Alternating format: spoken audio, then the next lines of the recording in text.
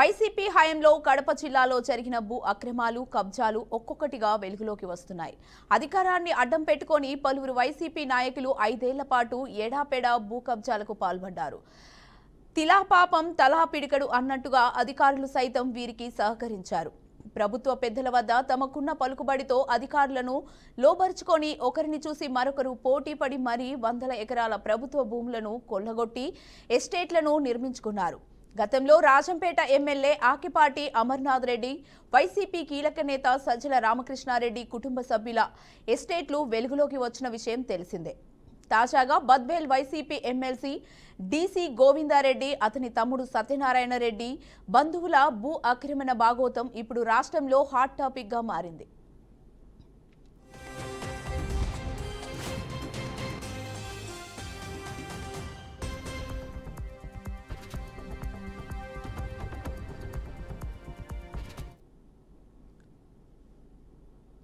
Party అధినేత జగన్ కు ఇడుపులపాయలో ఉన్నట్లుగా తమకు ఓ ఎస్టేట్ ఉంటే తప్పేంటని అనుకున్నారో ఏమో, ఖాళీ జాగా ప్రభుత్వ భూములు కనిపిస్తే చాలు పొగవేశారు. గత 5 ఏళ్ల కాలంలో జిల్లాలోని రెవెన్యూ గ్రామాల్లో వందలాది ఎకరాల ప్రభుత్వ భూముల్ని ఆక్రమించేసుకున్నారు. బద్వేల్ నియోజకవర్గంలోని కాశీనారాయణ, బి కోడూరు, కలాసపాడు, పోరుమామిల్ల, గోపవరం, బద్వేల్ మండలంలోని ప్రభుత్వ భూములు, ప్రైవేటు భూములు అనే తేడా లేకుండా భూ ఆక్రమణకు పాల్పడినారు. బద్వేల్ ఎమ్మెల్సీ గోవిందారెడ్డి తమ్ముడు సత్యనారాయణ రెడ్డి, అతని కుటుంబ సభ్యులు ఎమ్మెల్సీ గోవిందారెడ్డి సొంత ఇలాకాలో అతని స్వగ్రామమైన వరికుంట్ల పంచాయతీ పరిధిలో అతని అండ చూసుకొని అతని తమ్ముడు కాశీనాయన, మండల జెడ్పీటీ సభ్యుడు సత్యనారాయణ రెడ్డి, అతని పెదనాన్న కొడుకు పెద్ద సత్యనారాయణ రెడ్డి ఇద్దరు కలిసి సుమారు 100 ఎకరాల కొండ పోరంబోకు ప్రభుత్వ భూములను ఆక్రమించుకొని ఎలాంటి భూ యాజమాన్య పత్రాలు లేకుండా అక్కడ అరటి, మినుము, వివిధ రకాల పంటలు వేసుకొని చుట్టూ ముళ్లకంచ ఏర్పాటు చేసుకొని జలసిరి పథకం కింద బినామీ పేర్ల మీద ఉచిత బోల్డను తమ భూములలో వేసుకొని సాగు చేస్తున్నారు.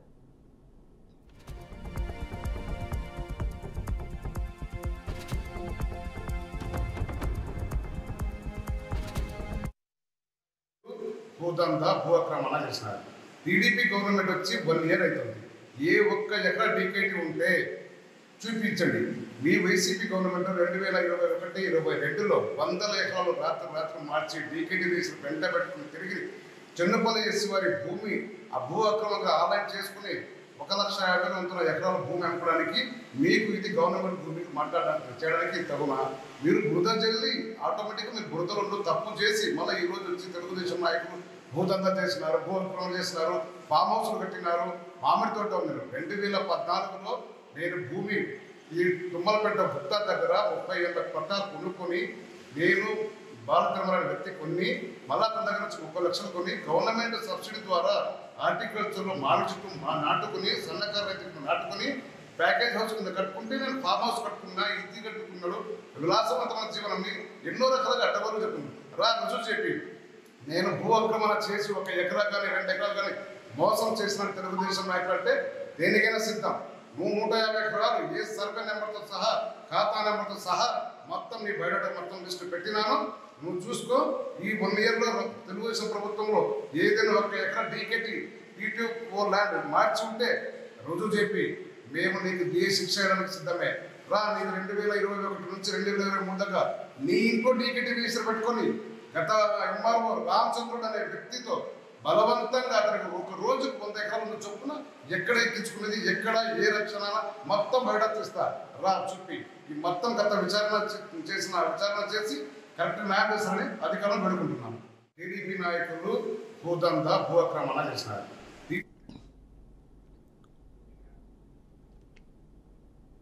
ఈ విషయంపై గతంలో వివిధ పత్రికల్లో పలుమార్లు వచ్చిన జిల్లా స్థాయి అధికారులు వచ్చి తూతూ మంత్రంగా విచారణ చేసి వెళ్లిపోతున్నారే తప్ప ఎలాంటి చర్యలు తీసుకోకపోవడం స్థానిక ప్రజలు ఆశ్చర్యపోతున్నారు.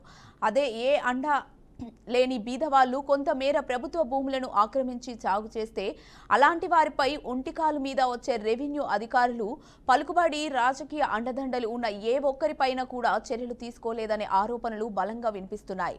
కలసపాడు మండలం ఎగువ రామాపురం గ్రామ పంచాయతీ పరిధిలోని కొత్తకోట, రెడ్డిపల్లె, గంగాయపల్లె రెవెన్యూ గ్రామాలలో స్థానిక వైఎస్ఆర్సీపీ నాయకులు అయినటువంటి ప్రస్తుతం కలసపాడు మండల అధ్యక్షులు భర్త బోధనబోయిన నారాయణ, అతను రెడ్డిపల్లె గ్రామానికి చెందిన అతని కుటుంబ సభ్యులు అతని అనుచరుల పేర్ల మీద సుమారు 100 కోట్ల విలువ చేసే 150 ఎకరాలు ఎగువ రామాపురం మాజీ సర్పంచ్ బోడెద్దుల బాల అంకిరెడ్డి కుటుంబ సభ్యుల పేర్ల మీద సుమారు 50 ఎకరాలకు పైగా ప్రభుత్వ భూములను ఆక్రమించుకున్నట్లు గత ప్రభుత్వాన్ని అడ్డుపెట్టుకొని వందలాది ఎకరాలను పట్టాలు చేయించుకున్నారు.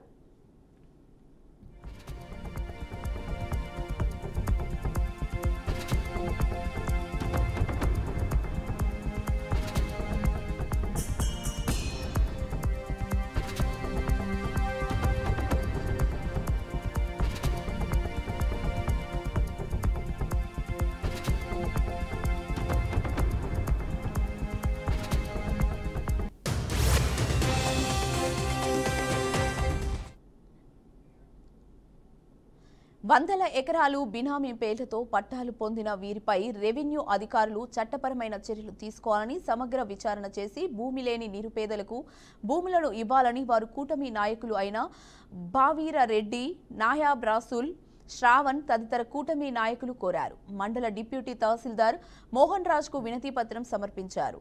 గత 5 ఏళ్లలో జగన్ పాలనలో వైఎస్ఆర్ పార్టీ నాయకులు ప్రభుత్వ, ప్రైవేట్ భూములను అన్యాయంగా లాక్కున్నారు.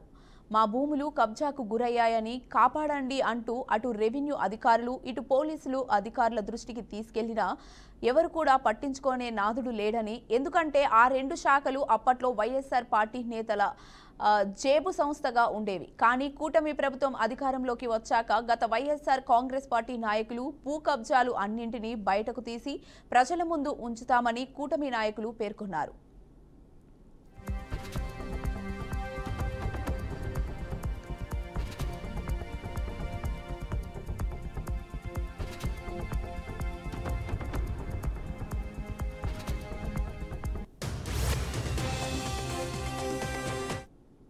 సాక్షి పేపర్లో టీడీపీ నాయకులు భూదందా వేసిండ్రు. మాది ఎకరా భూమి ఉన్నా మేము గవర్నమెంట్కు విమర్శించడానికి సిద్ధంగా ఉన్నాము. వైసీపీ నాయకులకు మీకు దమ్ముందా మీ భూమి ఇవ్వడానికి?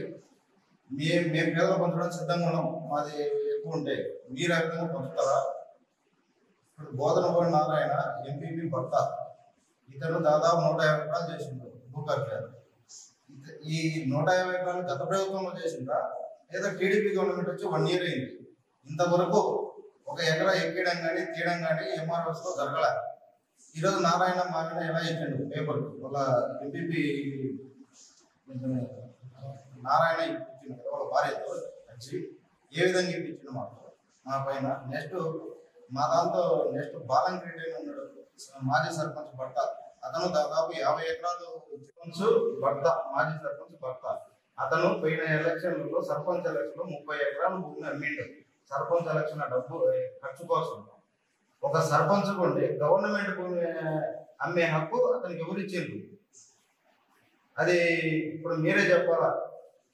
అధికారం ఉండబట్టి ఆ 30 ఎకరాల అధికార దహంతో 30 ఎకరాలు అమ్మగలిగిండు.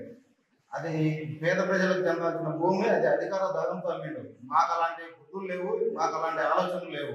మాది ఎక్కడైనా ప్రభుత్వ భూమి ఉందంటే మేము ఎకరాగా రిటర్న్ ఇచ్చేదానికి సిద్ధంగా ఉన్నాం. మీరు సిద్ధమా? ఏజెంట్ ఎంపీపీ భర్త బోధనబోయిన నారాయణ వాళ్ళ నాయన టైం నుంచి ఏమన్నా ఈ భూములు సంపాదించిందా లేదా లాస్ట్ వైసీపీ గవర్నమెంట్లో సంపాదించగలిగిందా? ఈ భూములు 150 ఎకరాలు లాస్ట్ గవర్నమెంట్లోనే సంపాదించింది. వైసీపీ హయాంలో సంపాదించింది, ఆన్లైన్ ఎక్కించుకొని సంపాదించుకున్నది. ఇది మీకు తగున? మీకు ఏదన్నా మా భూమి మాది వంగపౌరం భూమి అన్ని ఇచ్చింది కదా, మా వంగపౌరం భూమి ఉన్నా లేదు ఎగస్ట్రా ఉన్నా మేము గవర్నమెంట్ రిటర్న్ ఇచ్చేదానికి సిద్ధంగా ఉన్నాం. మీరు సిద్ధమా? ఇక ఇదే అంశంపై మరింత సమాచారాన్ని మా ప్రతినిధి కృష్ణ లైవ్ లో అందిస్తారు. కృష్ణ. Thank you Padma. కడప జిల్లా బద్వేల్ నియోజకవర్గంలోని ఏదైతే కలసపాడు మండలం కావచ్చు, అదేవిధంగా ఆ మండల బీకోడూరు మండలము అనేక ఆ చుట్టుపక్కల ప్రాంత బద్వేలు నియోజకవర్గం చుట్టుపక్కల ప్రాంతాల్లో అయితే వైఎస్ఆర్సీపీ నాయకులు అయితే దాచుకోవడమే లక్ష్యంగా అయితే ఈ రోజు అయితే వందలాది ఎకరాలు అయితే భూమిని అయితే కబ్జా చేసుకున్న పరిస్థితి అయితే కనిపిస్తుంది. అయితే మొత్తానికి అధికారులు అయితే తూతూ మంత్రంగా అయితే ఉన్నారే కానీ అయితే గత వైఎస్ఆర్సీపీ ప్రభుత్వంలో అయితే పూర్తిస్థాయి అయితే వందలాది ఎకరాలు ఎవరైతే ఎమ్మెల్సీ గోవింద్ రెడ్డి ఉన్నారో వారి అనుచరులు కావచ్చు, అదేవిధంగా బాలనాగిరెడ్డి, అదేవిధంగా సత్యనారాయణ రెడ్డి అనేక వాళ్ళ అనుచరులుగా అని చెప్పుకుంటూ అయితే వందలాది ఎకరాలు అయితే పూర్తిస్థాయి అయితే దాదాపు 200 కోట్లు విలువ చేసి అయితే భూమిని కూడా పూర్తిస్థాయి అయితే కబ్జాకి గురి అవ్వడం అయితే జరిగింది. అయితే మొత్తానికి ఈ నేపథ్యంలో చూస్తే ఏది ఏమైనప్పుడు కూడా పూర్తిస్థాయి అయితే ఈ యొక్క భూ కబ్జాకి ఎవరైతే పాల్పడ్డారో వారిపైన కూడా కఠిన చర్యలు తీసుకునే విధంగా అయితే వైఎస్ఆర్ కూటమి ప్రభుత్వం నేతలు అయితే ఈ రోజైతే వారి చిట్టాన్ని బయట పెట్టే పరిస్థితి అయితే మనం చూసాం. అయితే మొత్తానికి చూస్తే ఏదేమైనప్పుడు కూడా వందలాది ఎకరాలు అయితే భూ కుంభకోణం అయితే చేసుకోవడం జరిగేది. అయితే అందరికీ ఎస్టేట్లు ఉన్నాయి, మనకు కూడా ఎస్టేట్ ఉంటే బాగుంటుందేమో అనే రీతిలో అయితే ఈ రోజు అయితే భూ అక్రమాలకు అయితే పాల్పడ్డారా అనేసి అని కూడా పలు రకాల ఆరోపణలు కూడా వస్తున్నాయి. అయితే జిల్లాలో రెవెన్యూ గ్రామాలలో వందలాది ఎకరాలు పూర్తిస్థాయిలో అయితే కబ్జాకి గురవుతున్నాయి. అయితే ఏ మాత్రం అధికారులు నిమ్మకి నీరెత్తినట్లు వ్యవహరిస్తున్నారు కానీ వారిపైన ఆరా తీసిన పాపాన పోలేదనేసి కూడా ఈ సందర్భంగా తెలియజేయడం జరుగుతుంది. అయితే మొత్తానికి చూస్తే ఏదేమైనప్పుడు కూడా పూర్తిస్థాయిలో అయితే ఏదైతే ప్రభుత్వ భూములు అదేవిధంగా ప్రైవేట్ భూములు తేడా లేకుండా అయితే డిసి గోవింద్ రెడ్డి అనుచరులు అయితే వాళ్ళ తమ్ముళ్ళు కావచ్చు, అదేవిధంగా అతని అనుచరులు కావచ్చు పూర్తిస్థాయిలో అయితే ఈ యొక్క భూ కబ్జాకి అయితే పూర్తి స్థాయిలో అయితే పాల్పడుతున్నాయని పలు రకాల ఆరోపణలు కావచ్చు, అదేవిధంగా ఈ యొక్క ఆరోపణలు వెల్లువెత్తుతున్నాయి అనేసి కూడా మనకు పూర్తి స్థాయిలో అయితే తెలుస్తుంది. అయితే మొత్తానికి చూస్తే ఈ రోజు చూస్తే కూటమి నాయకులు అక్కడ ఏదైతే విజిట్ అక్కడ ఉన్నటువంటి భూములు కావచ్చు, అదేవిధంగా పూర్తి స్థాయిలో అయితే అక్కడ ఎవరైతే బాలుడు కావచ్చు వీళ్ళైతే పూర్తి స్థాయిలో అయితే అక్రమాలకి పాల్పడే ఏదైతే వందలాది ఎకరాలు పూర్తి స్థాయిలో అయితే భూ కబ్జాలు పాల్పడిన పరిస్థితి అయితే మనం చూస్తున్నాం. అయితే కలసపాడు మండలం ఏదైతే ఎగువ రామాపురం కావచ్చు, అదే విధంగా ఎగువ రామాపురం పంచాయతీలోనే పూర్తి స్థాయిలో అయితే ఏదైతే ఈ యొక్క రెడ్డిపల్లి కానీ గంగాయపల్లి కానీ పూర్తి స్థాయిలో అయితే ఈ యొక్క భూ కబ్జాకి పాల్పడిన పరిస్థితి అయితే మనం చూసాము.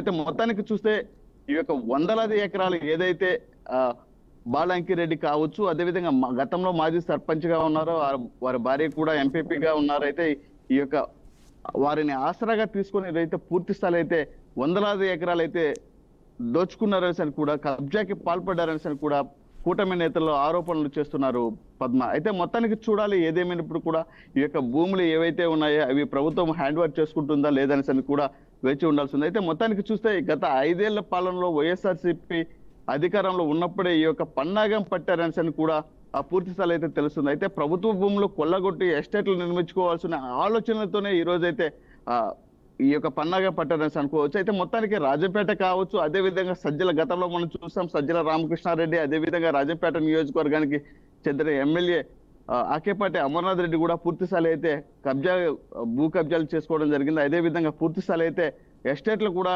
అక్కడ కట్టుకున్న పరిస్థితులు అయితే మనం చూసాం. అయితే మొత్తానికి చూస్తే వారిపైన కూడా పలు రకాల ఆరోపణలు కూడా వచ్చిన సంగతి అయితే మనం చూసాం. మొత్తానికి చూడాలి ఏదేమైనప్పుడు కూడా ఈ యొక్క డిసి గోవింద్ రెడ్డి అనే పేరు చెప్పుకొని అదేవిధంగా వాళ్ళ అనుచరులు కావచ్చు, అదేవిధంగా వాళ్ళ సోదరులు కావచ్చు ఈ యొక్క భూ కబ్జాకి పాల్పడిన పరిస్థితి అయితే మనం పరంపరం చూస్తున్నామనేది తెలుస్తుంది. అయితే పద్మ అయితే మొత్తానికి చూడాలి ఏదైతే ఈ యొక్క గత 5 ఏళ్ల పాలనలో పూర్తి స్థాయిలో ఎవరైతే ఈ యొక్క అట్లూరు మండలం కావచ్చు, అదే విధంగా బద్వేల్ నియోజకవర్గం కావచ్చు, అదే పూర్తి స్థాయి అయితే బద్వేల్ నియోజకవర్గంలో పలు మండలాల్లో కూడా కలసపాడు, కాశీనాయన, బ్రహ్మంగారి మఠము, అదే విధంగా బీకోడూరు అనేక మండలాల్లో కూడా పూర్తి స్థాయి అయితే ఈ యొక్క భూ అక్రమాలకు వైఎస్ఆర్సీపీ నేతలే ఈ యొక్క పన్నాగం పడుతున్నారని కూడా పలు రకాల ఆరోపణలు కూడా మనకు అయితే వస్తున్నాయి పద్మ. అయితే చూడాలి మొత్తానికి వైఎస్ఆర్సీపీ ప్రభుత్వంలో వందలాది ఎకరాలు కాదు వేలాది ఎకరాలు కూడా పూర్తి స్థాయి అయితే స్వాహా చేస్తున్నట్లయితే పరిస్థితి అయితే మనం చూసాం పద్మ.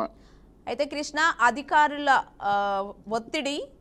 అధికారులపై ఒత్తిడి రాజకీయ నాయకులది ఎంతవరకు పడుతుందంటారు? వాస్తవ పరిస్థితులు అయితే అధికారులు రాజకీయ నాయకులకి కట్టుబడే పనులు చేస్తున్నారు కానీ ఏం మాత్రము ప్రజలకు పని చేయని పాపన పోలేదని మనం అయితే పూర్తి స్థాయిలో అయితే మనం చూస్తున్నాం. అయితే మొత్తానికి చూడాలి ఏదేమైనప్పుడు కూడా ఈ యొక్క అధికారులు ఎవరైతే ఉన్నారో ఈ యొక్క భూ కబ్జాదారుల పైన నిఘా పెట్టేసి ఈ యొక్క మొత్తము ఆరా తీసి ఏదైతే ఈ యొక్క భూ కబ్జాకి పాల్పడుతున్నారో వారంతా పూర్తి స్థాయిలో అయితే ఈ యొక్క నివేదికని ఏర్పాటు చేసి వీళ్ళపైన క్రిమినల్ కేసు పెట్టే విధంగా అయితే చర్యలు తీసుకోవాలని కూడా ప్రజలు అటు ప్రజలు కావచ్చు, అదే విధంగా ఈ యొక్క భూమిని ఏదైతే కబ్జాకి పాల్పడిన భూమిని కూడా పేద ప్రజలకు పంచిపెట్టే విధంగా అయితే చర్యలు తీసుకునే విధంగా అయితే చూడాలని కూడా ప్రజలు కూడా ఆకాంక్షిస్తున్నారు పద్మ. అయితే మొత్తానికి చూడాలి, ఏది ఏమైనప్పుడు కూడా ఈ యొక్క భూ కబ్జాకి పాల్పడిన వారిపైన చర్యలు తీసుకుంటారా తీసుకోరా అనేసి కూడా వేచి ఉండాల్సిందే పద్మ. అయితే కృష్ణ, తప్పు చేసిన వారిపై అధికారులు ఎంత మేరకు చర్యలు తీసుకునే అవకాశం ఉందంటారు? వాస్తవ పరిస్థితుల్లో కూటమి ప్రభుత్వం వచ్చిన తర్వాత పూర్తిగా ప్రజలకు ఒక భరోసా వచ్చిందనేసి కూడా ప్రజలు ఆకాంక్షిస్తున్నారు. అయితే గత ప్రభుత్వంలో వైఎస్ఆర్సీపీ నేతలు ఎవరైతే ఉన్నారో కేవలము దోచుకున్నది దాచుకోవడమే లక్ష్యంగా అయితే ఆ వైఎస్ఆర్సీపీ నేతలు పనిచేస్తారనేసి కూడా ఇటు కూటమి ప్రభుత్వం నేతలు కావచ్చు, అదేవిధంగా ప్రజలు కావచ్చు, పలు రకాల విమర్శలు వెల్లువెత్తే పరిస్థితి అయితే మనం చూస్తున్నాం పద్మ. అయితే మొత్తానికి చూడాలి, ఏదైతే కూటమి ప్రభుత్వం వచ్చిన తర్వాత ఎవరైతే భూ కబ్జాకి పాల్పడుతున్నారో వారిపైన కఠిన చర్యలు తీసుకునే విధంగా అయితే ఉంటాయనేసి కూడా ప్రజలైతే ఎంతో ఆసక్తికరంగా ఎదురు చూస్తున్న పరిస్థితి అయితే మనకు కనిపిస్తుంది పద్మ. అయితే కృష్ణ, ఏ ప్రాంతంలో ఎక్కువ భూ ఆక్రమణలు జరుగుతున్నాయంటారు? పద్మ, అయితే ఏదైతే కడప జిల్లాలోనే ఏదైతే దాదాపు 10 నియోజకవర్గాలు ఉన్నాయి. 10 నియోజకవర్గాల గతంలో ఒక్క ఎమ్మెల్యే సీటు మాత్రమే క్లీన్ సీట్ గా ఉన్నట్టయితే మనకు తెలిసిందైతే మొత్తానికి చూస్తే ఏది ఏమైనప్పుడు కూడా గత ప్రభుత్వంలో అయితే పూర్తి స్థాయి అయితే ఎమ్మెల్యే అనుచరులు అని చెప్పుకోవడమే కాకుండా అయితే ఎవరైతే ఈ యొక్క 10 నియోజకవర్గంలో కడప నియోజకవర్గం కావచ్చు, అదే విధంగా కమలాపురం నియోజకవర్గం కావచ్చు, పులివెందుల నియోజకవర్గం కావచ్చు, అదేవిధంగా బద్వేల్, పొద్దుటూరు, మైదుకూర్ అనేక నియోజకవర్గాల్లో పూర్తి స్థాయిలో ఇదే సమస్య అయితే పూర్తి స్థాయిలో అయితే మనకి కనిపిస్తుంది. అదే విధంగా పలుమార్లు కూడా అక్కడ ఉన్న భూ కబ్జాకి ఎవరైతే పాల్పడ్డారో వారిపైన కూడా కలెక్టర్కి ఎన్నో అర్జీలు కూడా నాకు తెలిసి ఇప్పటికే వందలాది కాదు వేలాది అర్జీలు కూడా ఇచ్చారని అనుకోవచ్చు. అయితే మొత్తానికి చూస్తే గత కలెక్టర్ కావచ్చు, అదే విధంగా పూర్తి స్థాయిలో అయితే చర్యలు తీసుకునే విధంగా అయితే ఇప్పటికే కసరత్తులు కూడా చేస్తున్నట్లయితే మనకు తెలుస్తుంది. అయితే మొత్తానికి కలెక్టర్ కావచ్చు, అదేవిధంగా పూర్తి స్థాయిలో వారిపైన క్రిమినల్ కేసు పెట్టే విధంగా అయితే కూటమి ప్రభుత్వం వచ్చిన తర్వాత వారిపైన నిఘా ఉందని కూడా మనకు తెలుస్తుంది. అయితే మొత్తానికి చూడాలి, ఏదైతే కడప జిల్లాలో ఏదైతే భూ కబ్జాకి పాల్పడుతున్నారో వారిపైన పూర్తి చర్యలు ఉంటాయని కూడా ప్రజలు ఆకాంక్షిస్తున్నారు. అదే విధంగా వైఎస్ఆర్సీపీ నేతలు ఎవరైతే పండగం పట్టారో వారిపైన కూడా క్రిమినల్ కేసు పెట్టేసి ఆ భూమిని ఏదైతే ఆ ప్రభుత్వం కూడా అడాప్ట్ చేసుకునే విధంగా అయితే చర్యలు తీసుకుంటామని కూడా గతంలో కూడా కలెక్టర్ కూడా పలుమార్లు అయితే ప్రెస్ మీట్ ద్వారా అయితే చెప్పడం జరిగింది. అయితే మొత్తానికి చూడాలి, వారి పైన వచ్చిన ఆరోపణలు కావచ్చు అవి వాస్తవమా కాదా అనేసి కూడా నిరూపించుకునే పరిస్థితి కూడా వారికి ఉందనేసి కూడా మరొకసారి కూడా తెలియజేయడం జరుగుతుంది. అదే విధంగా గత ప్రభుత్వంలో మనం చూసాము, అదే విధంగా ఈ కూటమి ప్రభుత్వం వచ్చిన తర్వాత ఏ విధంగా ఉంది పాలన అనేసి కూడా ఈ రోజు చూస్తే ఏదైతే సుపరిపాలనలో భాగంగా అయితే తొలి అడుగు కార్యక్రమంలో అయితే ఎవరైతే ఈ యొక్క కబ్జాలకు కావచ్చు, అదే విధంగా పూర్తి స్థాయిలో ఎవరైతే ప్రభుత్వానికి సహకరిస్తారో వారికి కూడా పూర్తి స్థాయిలో అయితే మద్దతు ఉంటుందని కూటమి ప్రభుత్వం నేతలు అంటున్నారో, అదే విధంగా ఎవరైతే ఈ భూ కబ్జాలు కావచ్చు అక్రమాలకి పాల్పడే వారిపైన కూడా చర్యలు ఉంటాయని కూడా వారు స్పష్టంగా అయితే ప్రజలకు కూడా వివరించిన పరిస్థితి అయితే మనం చూస్తున్నాము పద్మ. అయితే కృష్ణ, 100 ఎకరాల భూ ఆక్రమణ జరిగింది కదా, దీనిపైన ఏమన్నా ఆధారాలు కానీ లేదా డాక్యుమెంట్లు కానీ లభ్యమయ్యాయా కృష్ణ? వాస్తవ పరిస్థితులు అయితే ఇప్పటికే మనం చూసాము, భూ కబ్జాకి ఎవరైతే పాల్పడుతున్నారో వారికి సంబంధించిన దాదాపు 100 ఎకరాలకు సంబంధించి కూడా కూటమి నేతలు కూడా ఆధారాలతో కూడా రెడీగా ఉన్న పరిస్థితి అయితే మనం చూసాము. అయితే మొత్తానికి చూడాలి, ఈ యొక్క 100 ఎకరాలకు సంబంధించి ఎవరైతే ఎమ్మెల్సీ గోవింద్ రెడ్డి అనుచరులే కావచ్చు, అదే విధంగా కలసపాడి వైఎస్ఆర్సీపీ నేతలు కావచ్చు, అదే ఈ యొక్క భూ కబ్జాకి పాల్పడిన వారు ఎవరైతే ఈ గోవింద్ రెడ్డి తమ్ముడు సత్యనారాయణ కావచ్చు, అదే విధంగా అంకిరెడ్డి బాలుడు కావచ్చు, వీరిపైన పలు రకాల ఆరోపణలు ఉన్నాయి. ఈ యొక్క ఆరోపణలు కూడా పూర్తి స్థాయిలో అయితే వెలుగులకు వచ్చే పరిస్థితి కూడా ఉందని సరే అనుకోవచ్చు పద్మ. అయితే చూడాలి, మొత్తానికి ఈ యొక్క భూ కబ్జాకి పాల్పడిన వారిపైన కూడా చర్యలు తీసుకునే విధంగా అయితే ఉంటాయని కూడా ఈ యొక్క కూటమి ప్రభుత్వం నేతలు కూడా వారు మీడియా సమక్షంలో కూడా మాట్లాడడం జరిగింది పద్మ.